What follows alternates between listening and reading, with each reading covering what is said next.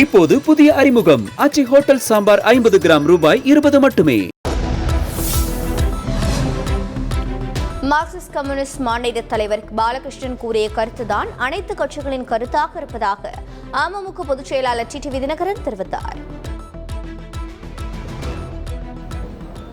CPM மாநில தலைவர் சொன்ன கருத்து தான் இங்க உள்ள அனைத்து கட்சிகளினுடைய கருத்தும்.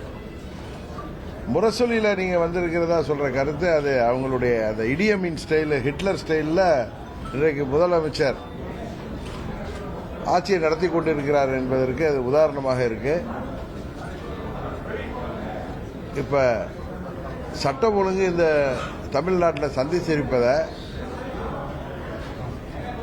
அனைத்து எதிர்கட்சிகளும் ஜனநாயக ரீதியாக போராட்டங்களை அறிவிக்கிறாங்க, நடத்துறாங்க, பேரணிகளை நடத்துறாங்க, ஆர்ப்பாட்டங்களை நடத்துறாங்க, கன்னட பொதுக்கூட்டங்களை நடத்துவாங்க. இதுதான் காலகாலமா இருந்து வர்றது.